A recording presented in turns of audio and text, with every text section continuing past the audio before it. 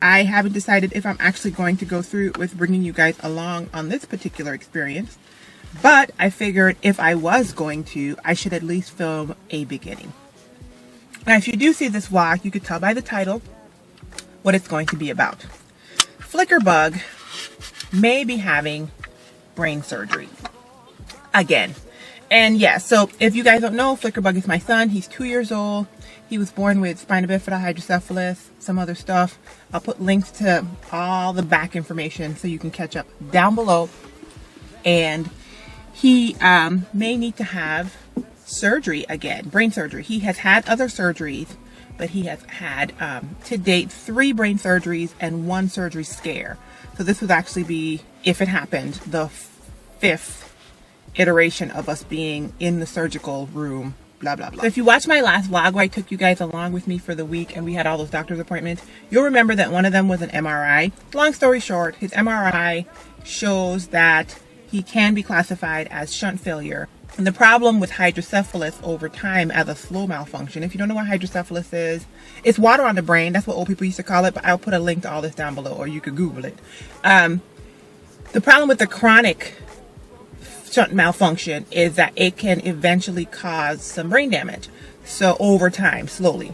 So that's kind of the world we're living in right now. And we made an appointment to go see his doctor next week to just discuss our options, talk through the test results, etc., etc. Hey you guys, it is Tuesday, October the 7th, and this is part 2 of the vlog that I hope you guys never have to see. Yeah, so Flickerbug and I are on our way to the hospital right now to have 2 appointments. The first of which is just to get his car seat checked, and the second is to meet with his neurosurgeon to discuss the results and what our options are concerning his MRI situation that I told you guys about in the last clip.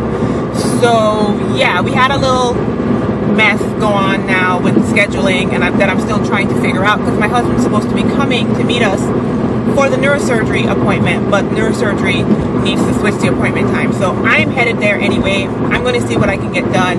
Hopefully my husband can make his way down here. If not, we're just going to have to call him, like teleconference him in, which sucks because I would like him to be able to see the actual MRI results, but so goes it in the life of such things. Here's Mr. and here's me, and we have to wait an hour for the appointment, even though we are on time for the appointment time, but they are behind an hour. So yeah, this kind of sucks because this adds a little bit of anxiety to an already anxious appointment, but so goes it in the land of hydrocephalus. Yeah. Hey you guys, it's Rushni, and it is like 7 p.m. and I totally realized that I did not let you guys know what happened at the doctor's office. I am actually in traffic right now. I'm on my way to dinner with a couple people, and I have no gas in my car, so this is not okay.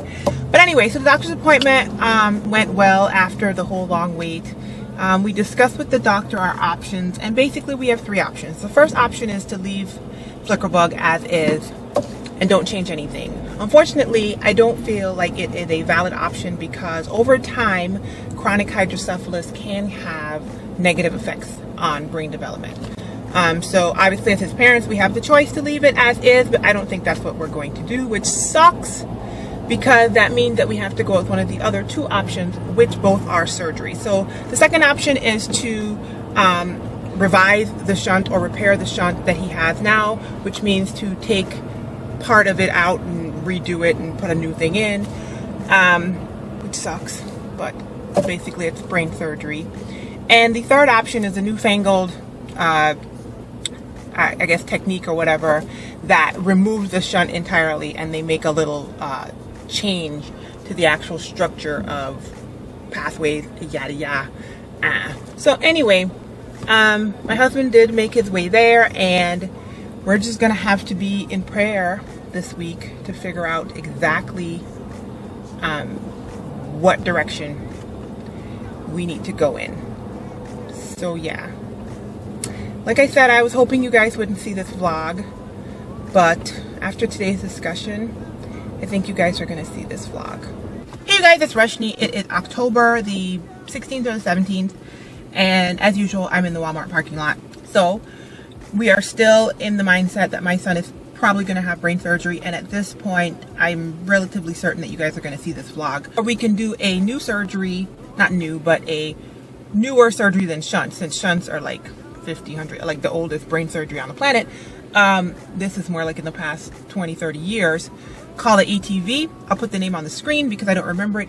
Something third ventriculostomy thing, where the doctor basically goes in and tries to recreate the drainage valve that is not there, because in most people with spina bifida, the reason why they develop hydrocephalus is the particular part of your brain that drains the ventricular fluid into the meninges, which is around your brain. See, you learn so much, y'all, when you're doing this, is not developed properly. So they're going to go in and try to do something in the front of that. It's a long story, but anyway, that's the gist. So they're going to create it. All of these things are have the chance to fail, which is just the nature of the beast. So I think I'm going to call the doctor today. We have a few questions. I've been reaching out to other parents online whose children have had the ETV surgery, because obviously we're used to the shunt stuff. My son has had a shunt, a revision base, and an externalization, and that's a long story, but whatever. And now he's had another shunt. So we're used to that. We know what that entails. This is a different doctor though. So we're a little, anxious about that, because we really wish it was his old neurosurgeon, but his old neurosurgeon has moved on to another city. That is what's going on right now. I am probably seemingly very calm. One of his physical therapists told me that, and I guess it's because I'm used to this at this point. These types of things come. They have been my son's life since birth, since before birth, actually, because the other day when we went to the MRI room, it was the exact same MRI room that I had my fetal MRI in back when I was pregnant, and he was jumping around in my stomach and they couldn't get the shot. So I was like, dang, we in here again. I kind of feel like I will cross that bridge when I get to it. So I know I'm not going to be happy if and when this surgery has to take place, but what is the point of freaking out and melting down now? I tried that. I tried just freaking out and melting down whenever the feeling swept over me, and that meant that I was freaking out and melting down 24/7. So you know what I'm gonna do? I'm gonna freak out and melt down when it's time to freak out and melt down. But at this point, my son is at school, he is chilling, and I am in the Walmart parking lot because I just went shopping. And I've been chilling. I bought me some e.l.f. eyebrow gel and all sorts of things of that nature. Yeah, so I'm just in that mindset. So anyway, gonna stop it here, and you guys will see me the next time I decide to touch base about this. Morning, everyone. It's October the 30th at 9:10 in the morning, and I am here with Mr. We finally got some final questions answered from the doctor yesterday, and it's looking like it's definitely gonna happen in the next 2 weeks to a month, because obviously, well, our anniversary is coming up in a couple weeks, and then Thanksgiving, and so we're gonna skip Thanksgiving and all that, and we're going to do it at the beginning of next month. So we're still trying to decide. It really sucks because I will say this, yesterday was like one of the first days that I started thinking about how it was when he had his surgeries, before his brain surgeries, when he was in the NICU. And the fact that they're gonna have to shave some or all of his hair off, and he's going to have at least one head wound, and yeah, it's not gonna be good, because before, when he came home and he had his head wound, he was an infant, so he really wasn't doing nothing, and so it's a lot easier to keep him from messing with it, and he wasn't active and everything, whereas now he is active and just all over the house, and he likes to scratch his head. So I'm kind of worried about that. I'm also not looking forward to seeing him with his little head shaved and all the bandages and stuff, because I don't know, I might be able to hold it together until I see that. So anywho, that's my update as of October 30th, and I'll be back whenever I have something new to tell you. Look at him yawning.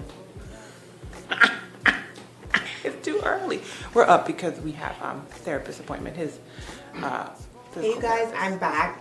It is November the 27th, so it's actually Thanksgiving. I just finished filming a weekly update clip, and I wanted to film something to add to this surgery vlog. So earlier tonight, when I was at my friend's mom's house, I started talking to my sister-in-law and realized that my son's surgery is in like less than 3 weeks.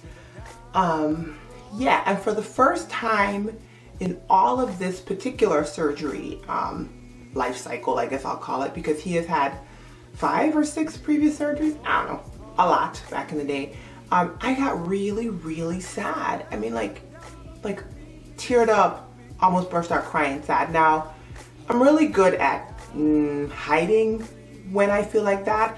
I don't know if that comes from depression. I don't know if that comes from kind of like a weird shyness sometimes, and I don't want nobody to say I'm crazy, because that does happen for me. Or I don't know if it's because I've had my son for 2.5 years, and so I'm kind of used to his situation and getting overwhelmed by some of it and not really wanting to freak everybody else out in the room, or just a mix of all those things. But nobody really noticed. I hid it well, but my son's gonna have to have another brain surgery in less than 3 weeks, you guys. So I knew this was coming, and I knew that I was going to deal with it and feel the feelings when they got here.